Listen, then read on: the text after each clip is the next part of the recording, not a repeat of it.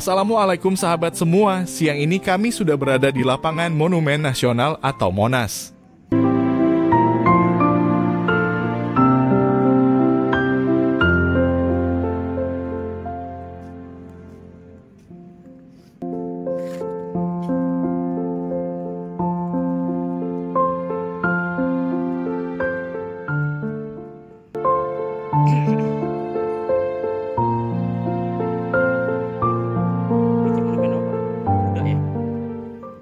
Sebelum menonton video ini, jangan lupa klik like, subscribe, dan nyalakan tombol loncengnya untuk membantu kami dalam mengembangkan Tasik Bisnis.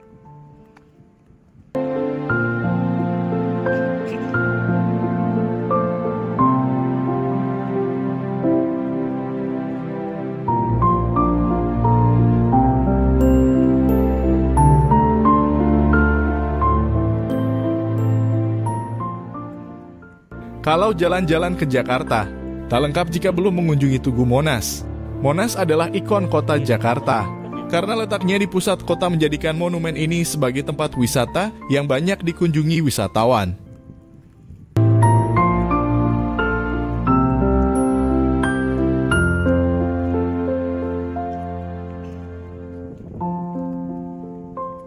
Monas dibangun pada tahun 1959 untuk mengenang jasa rakyat yang telah berjuang melawan penjajah Belanda. Monumen nasional ini mempunyai luas sekitar 80 hektar.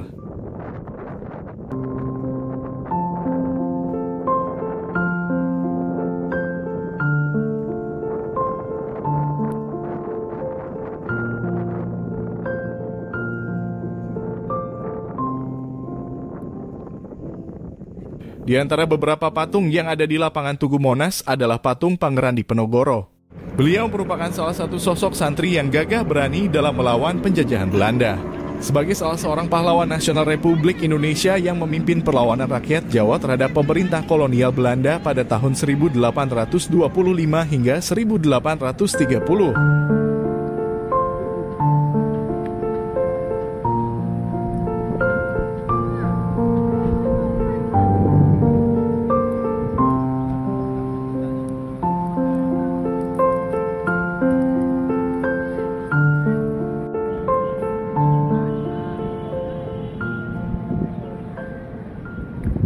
Perang melawan penjajah pada waktu itu dikenal sebagai Perang Diponegoro atau Perang Jawa, sebuah perang yang menelan korban terbanyak dalam sejarah Indonesia. Pangeran Diponegoro lahir di Yogyakarta pada tanggal 11 November 1785 dengan nama bendara Raden Mas Antawirya. Ia adalah putra sulung Sultan Hamengkubuwana III dari istrinya yang bernama R.A. Mangkarawati.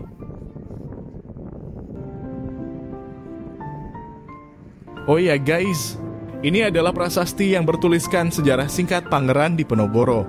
Prasasti ini menjadi penting untuk generasi muda yang tidak mengenali sosok pahlawannya.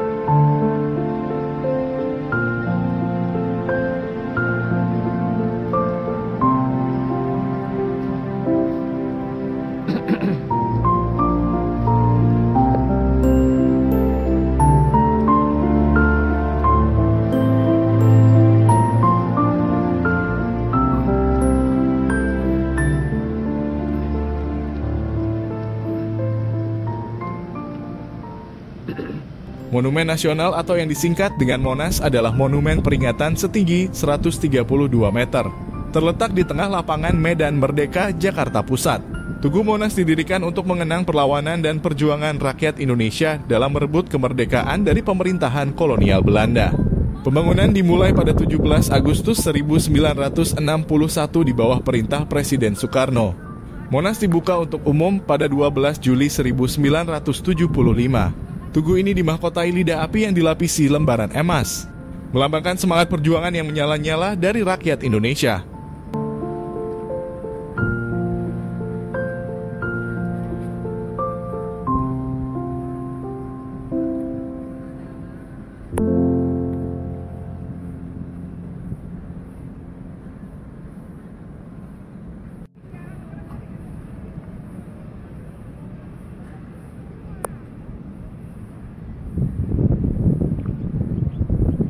Kini Monas nampak bersih sekali. Di sekeliling Tugu Monas terdapat beberapa pot bunga yang besar-besar, dengan berbagai tanaman hias yang beraneka warna daunnya. Hampir di setiap sudut lapangan Monas juga terdapat kolam dan pohon-pohon yang rindang, namun asri dan sedap dipandang mata.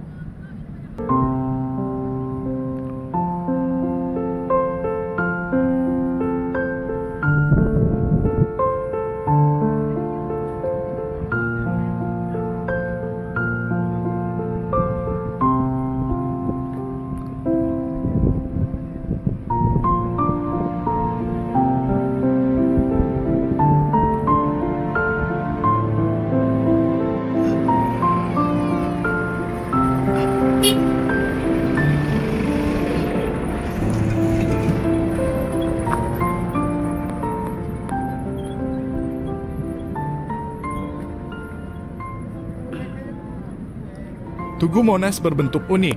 Daya tarik Monas juga terletak pada lapisan emas yang melapisi puncak monumen ini. Lapisan emas seberat 35 kg menjadi keistimewaan tersendiri. Monas juga menyajikan pemandangan kota Jakarta yang bisa dilihat dari atas pelataran puncak Monas. Selain itu tersedia pula kendaraan khusus bagi wisatawan yang ingin berkeliling di kawasan Monas.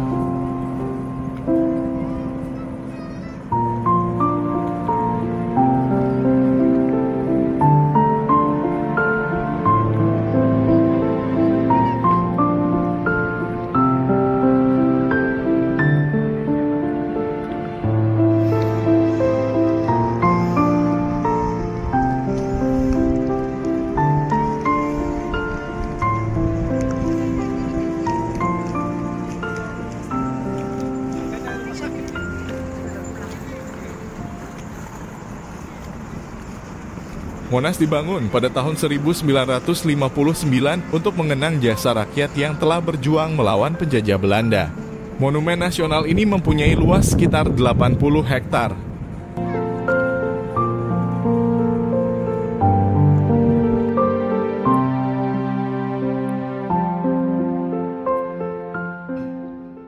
Ini adalah pohon-pohon yang berbentuk unik mirip cawan.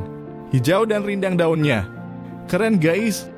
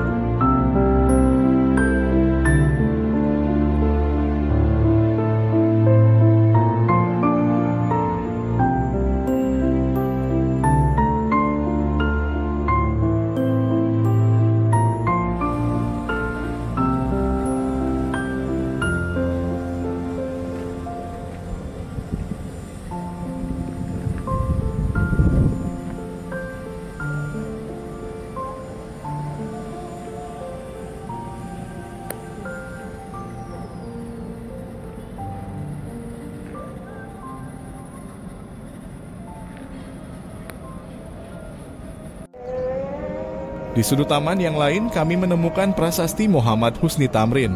Namanya sudah tidak asing lagi bagi kita. Husni Tamrin dilahirkan pada tanggal 16 Februari 1894 di Sawah Besar. Ayahnya bernama Tamrin Muhammad Tabrie yang pernah menjadi Wedana Batavia pada tahun 1908. Sepak terjang kegiatan Tamrin dalam pergerakan dimulai sejak menjadi anggota Dewan Kota hingga perjuangannya menghadapi krisis politik dan ekonomi akibat kegagalan langkah yang diambil pemerintah kolonial. Keberhasilan upaya Tamrin kemudian menempatkan dirinya sebagai salah satu tokoh dalam sejarah Indonesia.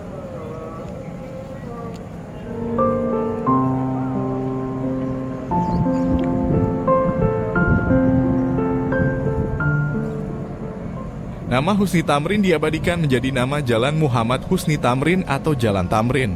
Salah satu jalan utama di Jakarta dan juga merupakan pusat bisnis. Jalan ini membentang sepanjang 2,5 km dari Bundaran Air Mancur Bank Indonesia sampai Duku Atas, Tanah Abang, Jakarta Pusat.